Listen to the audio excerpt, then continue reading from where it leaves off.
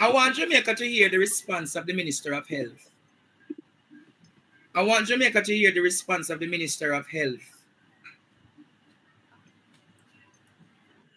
Maternal mortality, which peaked unfortunately during COVID, the 2021, of about 200 per 100,000 births, which is high and concerning, come down to today, last year, to 130 or thereabouts per 100,000 births. We really need to get that down to about 70 or 80 based on the World Health Organization standards. So we have work to do, but we're moving in the right direction.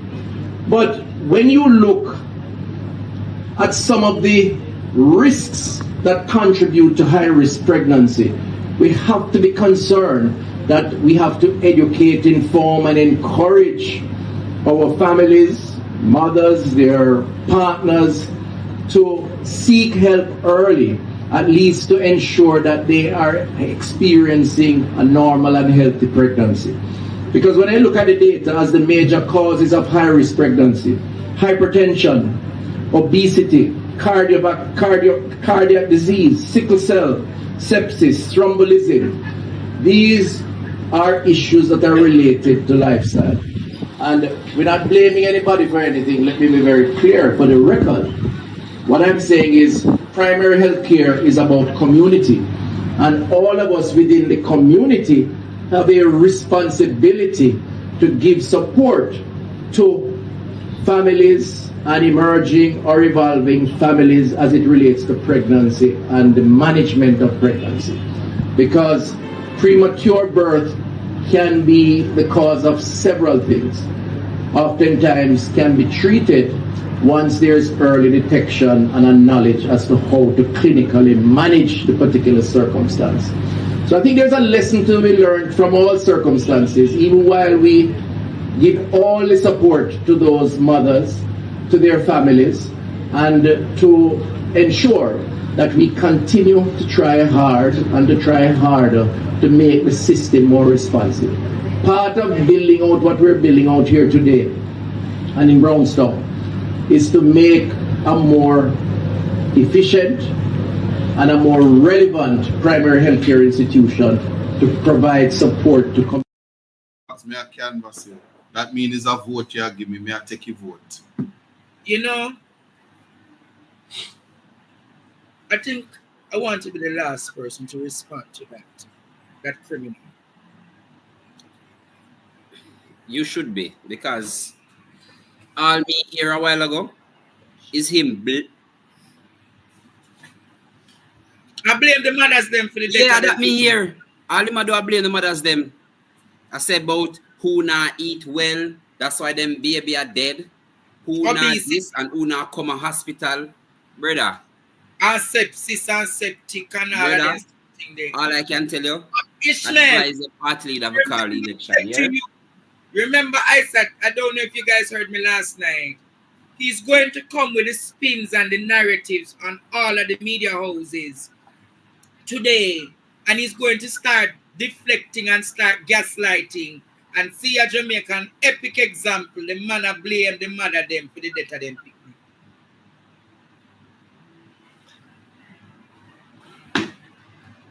Sad, brother. You know what? So you know what hurt me? Because I'm a father, and I would have experienced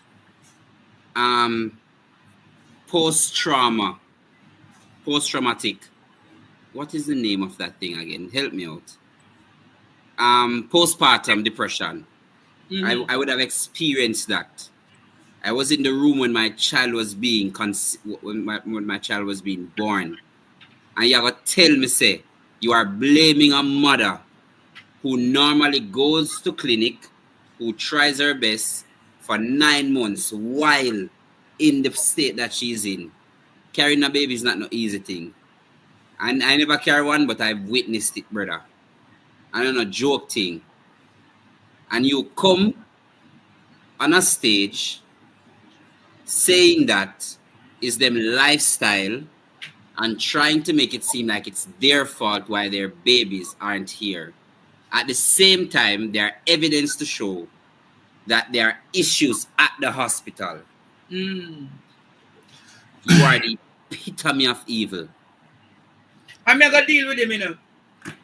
Yeah, I said, what do you want to say to this gentleman? Resign. Why are you alone in the PNP? Me here just far as I resign. So, but No, you you know what? No, I'm going to tell you why the PNP is not saying resign. Because them know him not get back to work. Me want him resign because me don't want him take Andrew work.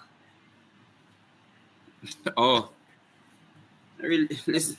History repeats itself. You say after blinds mash up the country, yes. him stay in our position and We never call him. We call him. blinds. So, And you want to name him of T. a blind him name. Blinds. We're talking about the Honorable Edward Siaga. Oh. Who never born you. Blinds. We're not talking about nose. Nose must follow blinds. Yeah, man. And stay Come out on, of power and remain the leader of opposition. I'm not trying to. Yeah? Mm. Till they son him. Listen. And I'm, you know this man is I'm saying this. Just let me finish. Let me please give me some space. You see, during COVID, mothers were dying, babies were dying, and they highlight it accordingly. And it was easy for them to just say COVID kill everything. Yeah, it was easy. So this is a problem that we know. The last time it happened, remember, there is evidence that at Victoria Jubilee Hospital, there are dogs were eating babies. There's evidence of that under his watch, and nobody no say nothing. It's okay for him to just say it's not my fault. He takes no accountability and he shifts blame, and he's saying it doesn't fall on the minister. But I can tell you this: when you take up that post, the things that happen on your watch is your fault. Otherwise, you have to hold somebody accountable. So if the chief officer of the particular institution, or if the permanent secretary, or whoever you want to call the person in the ministry, somebody have to take responsibility for that. Somebody. So you don't come and start to market the thing to say it's proper nutrition. Do you know that almost all of the picnic them at the age of 4 suffering from some learning deficiency right now in Jamaica? Repeat that? Almost every picnic by the age of 4 is suffering from some learning disability. Why is that though? Right across Jamaica. No, if you ask the health minister, I'm going to tell you, say, the parents, them never have a proper pregnancy and all of the baby them born. That's about 4 right now in Jamaica, right across the board when you test them slow or something. Right now. And 4 years ago is pre-COVID. And they blame parents and they blame society, but we have food security issues, we have nutrition issues, we have all kind of issues. So I'm not saying that mothers aren't drinking and smoking, because we are from the rum and boom generation now. That's where Jamaica is right now. So I'm not saying all of that is not happening. What I can tell you now, in Jamaica, remember, there was some MP who said them have the one and only baby incubator across in Jamaica. Proud to say them have an incubator in Jamaica. You remember that? You know that MP there, Ishmael? You muted. Tell me, who is that? Who is that MP? The MP for Portland Eastern said there is the Port Antonio Hospital as the only baby incubator in the region. So when babies are born premature, there are no facilities. You know what? I never want to go this. So. Anyway, we just let me tell you something. Dancing Queen can say whatever. Market Me can say whatever. What I am certain of is that time come for accountability to reign. And those who have even a slight poops of integrity would not continue to allow this to happen.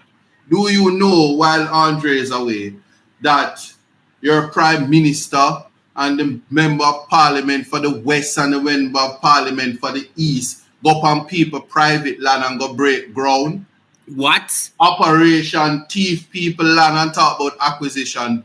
All they want to do is access lands in Portland and disenfranchise the Jamaican people. And So then people land? of course, the land that was broken is not at Turtle Bay. It is not Turtle Bay. That is Bayview, and it is private property. And they break ground on private property to pretend that they acquired land, broke ground on lands acquired which was not acquired, and lied to the Jamaican people. They hold kangaroo groundbreaking, like thieves in the night, cleared man private property, throw marl on it, and hold an entire press conference with one bag of outsider and them friend them to come in and pretend like they was doing something. To do what? Tell the people that they're going to have a bypass from Norwich to Turtle Bay, from inner Portland to bypass the town for traffic congestion. A place where we don't even need stoplights. A place you don't have much traffic congestion in Portland town. A place where the main area, where the main mode of congestion is because the market not fixed and the people them are take up the space. A place where proper analysis can show, that the best use of the 81 million US dollars. Billion with a B. A billion. All right, 81 billion US dollar? Mm-hmm. No, sir, that can't right. Yeah, man, 81 billion. See, them feel like Dr. Eva from Austin Powers. 81 billion US dollars. Yeah?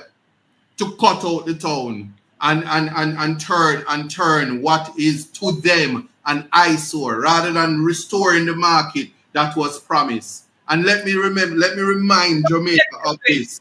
The original bypass, which was to go from Harborview straight into Port Antonio, a project from the People's National Party that was to be billions of US dollars, money identified and redirected. All of those things sound nice, but let's make it clear. Phase one that they say broken ground, them not have water in a Portland except when them a sell it and your MP a dance.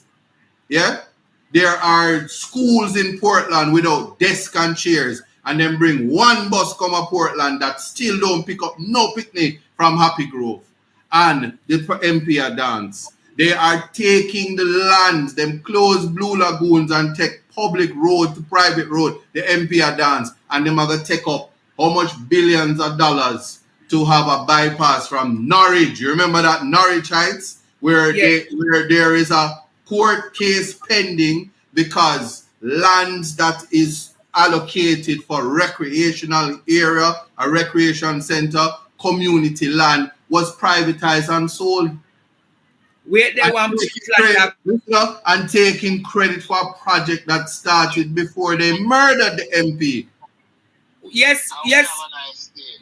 But anyway, we can leave that alone. Jamaican people open their eyes because we must end suffering. You want to hear what is Portland is saying? Hello, good night.